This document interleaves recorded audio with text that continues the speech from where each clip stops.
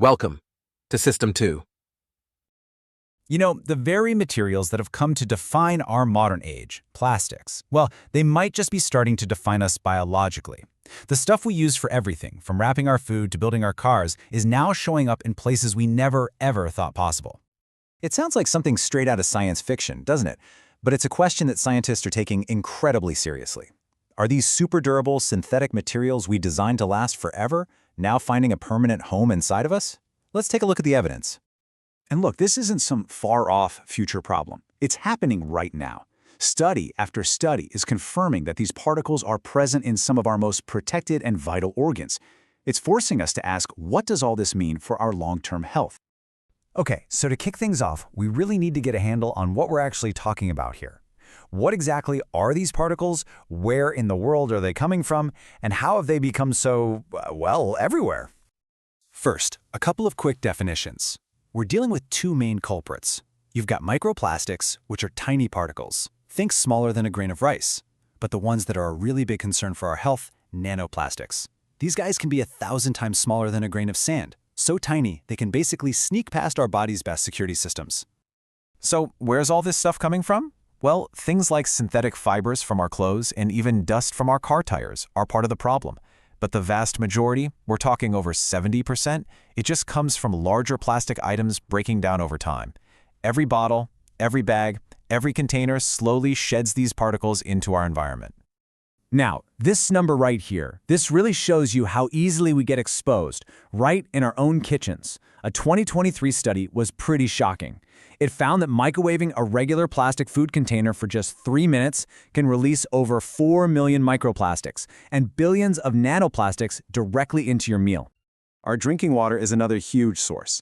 And while tap water definitely has some particles, the difference compared to bottled water is just staggering.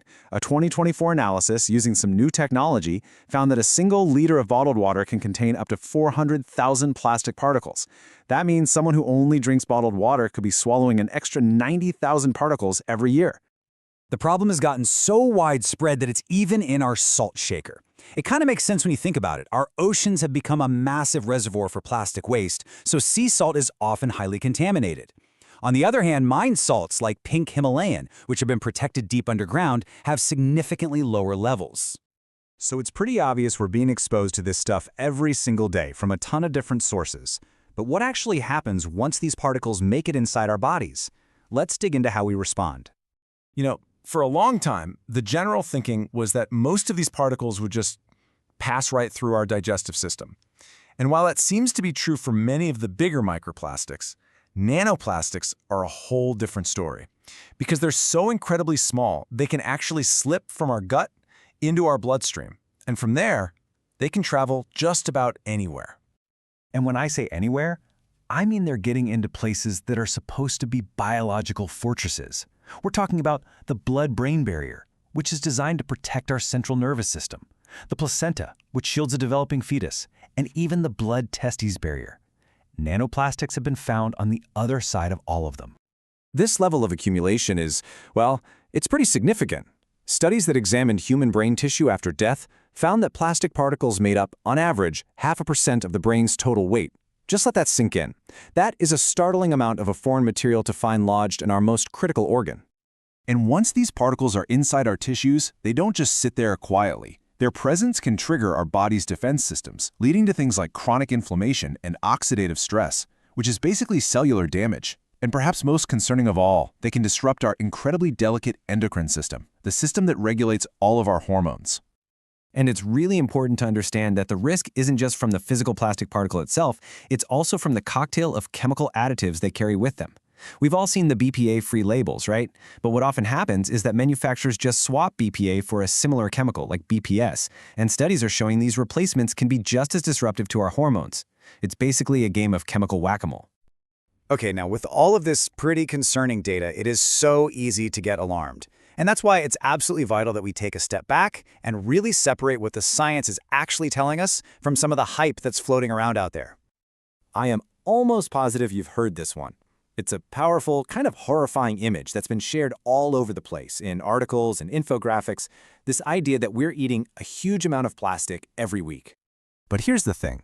While it makes for a shocking headline, A lot of scientists in this field have really pushed back, arguing that it's a huge overestimate. More recent work suggests the reality is just a lot more nuanced than that catchy soundbite. This timeline really puts everything into perspective. Mass production of plastic really took off in the 1950s, but scientists didn't even have a name for microplastics until 2004. This is a very, very young field of study. We're really just beginning to ask the right questions, which means those big, long-term human health studies we need, they just haven't been done yet. And this is probably the single most important scientific principle to remember here. Researchers can find plastic particles inside a cancerous tumor, or in plaque from a clogged artery, but that doesn't prove the plastic caused the disease. It shows a correlation, an association, but actually establishing causation requires a whole lot more research. So, what do we do while the science catches up? Well, the good news is we don't have to be powerless. There are practical, evidence-based steps all of us can take to reduce our exposure and to support our body's own amazing defense systems. The kitchen is absolutely the best place to start. Filtering your tap water, especially with a good reverse osmosis system, can get rid of almost all of these particles. Swapping your plastic containers for glass or stainless steel makes a huge difference, particularly when you're heating food. And switching from non-stick pans to cast iron or ceramic helps you avoid a whole other class of forever chemicals that are often tied to plastics. We can also actively help our bodies deal with the exposure we just can't avoid. Compounds in vegetables like broccoli can actually boost our liver's natural detoxification pathways. Getting more fiber can help bind to certain chemicals and get them out of our system. And studies even show that sweating, whether it's from exercise or using a sauna, can help excrete some of these compounds. So really, the key takeaway is this. We don't need to panic, but we should probably be prudent. The science is still really new, but all the early evidence seems to point toward a simple truth. The same steps that reduce our personal exposure to plastics, using less, choosing better materials, are the exact same steps that help protect our planet. It's a total win-win. In just a few short decades, plastic went from being a miracle material to a global contaminant, found everywhere from the top of Mount Everest to the depths of our own bodies. And that leaves us with a final, really challenging question to think about. What will it take to change course?